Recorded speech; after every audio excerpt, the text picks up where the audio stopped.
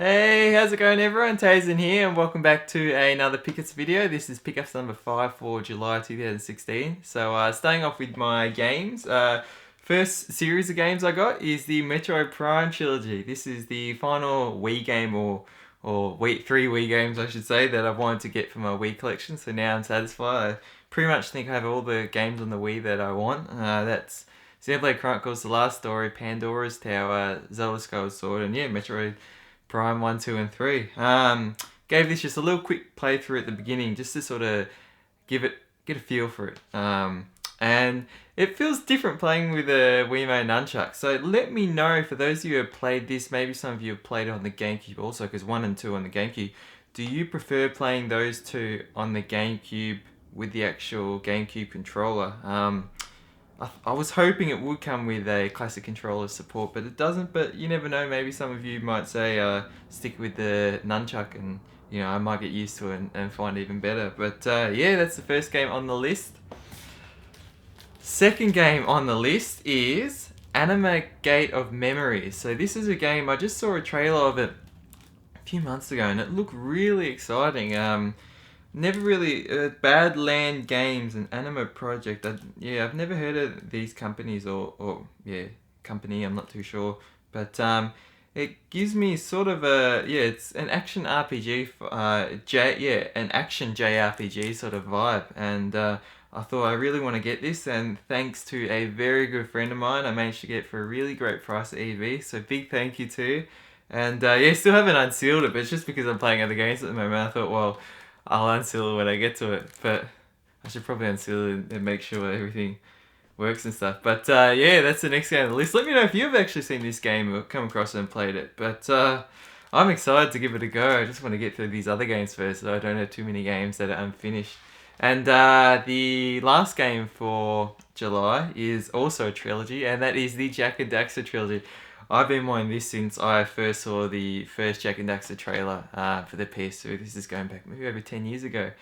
Well over 10 years ago. And I just never got it because I got Ratchet and Clank games. I've mentioned that before. And just never got it. And this trilogy, when it came out, I should have got it when it came out, but soon after, you couldn't really get it in stores anymore. And it became really expensive. And the most recent one I saw on eBay was sold for $50 Australian, but I managed to pick this up at a local cash converters for $25 Australian, which is about 18 to 20 US or so. But that's really good price here, so I was really happy. I managed to haggle, a few dollars off and stuff, and it worked out well.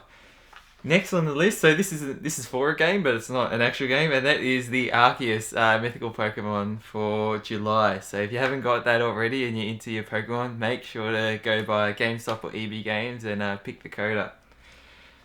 Also, another sort of gaming merchandise. Another big thanks to a friend of mine who managed to include this in a purchase of mine, and that is the Monster Hunter Generations Faded 4 art pack.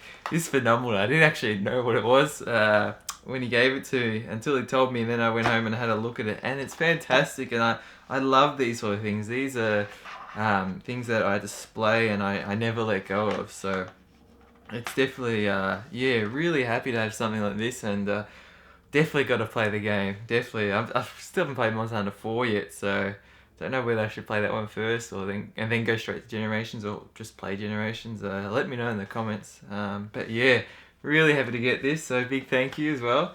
And last gaming item, I managed to pick up brand new the Pokemon Omega Ruby and Alpha Sapphire strategy guide. I always get mixed up when I say Pokemon Omega Sapphire, Alpha Ruby. I don't know why, but I managed to get this brand new on a EB Games sale for $12.50 Australian, which is about $9 US. And it is a thick, chunky book. So I was really happy to get this, and I don't really get strategy guides much unless I find them for cheap. So to find this for that cheap, I was really happy. So it's also great when I get to like post game content. That's when I start looking at strategy guides and stuff. I try and avoid it when I go through a game for the first time or until I beat, the final boss or something. But then afterwards, it gets a bit exciting. I like to dabble into it.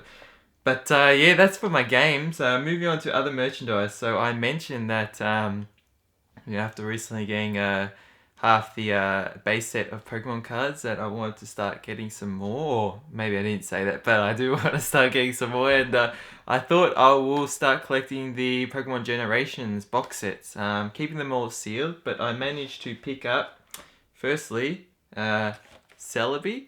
Really happy to get this. Got it 20% off, so I got it for $20. Same deal with this one, Jirachi. Also got 20% off, so I saved $5 on all these ones with 20% off. Managed to get Darkrai, also 20% off. I then managed to get Manaphy for maybe about 25% off or so. And also, this is thanks to my friend who I managed to get this from. Really big thank you to you as well. And yeah, this is one of the rarer ones in Australia at the moment.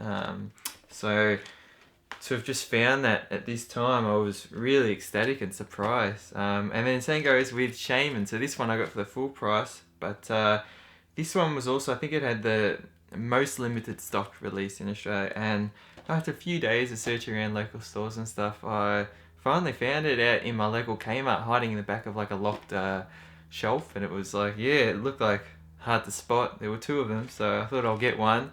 I'm not a scalper, so I wasn't going to go and buy the second one, just to hang on to and sell it for another price. I thought someone else can come along and they can have that awesome experience too, where they see it there and stuff like that.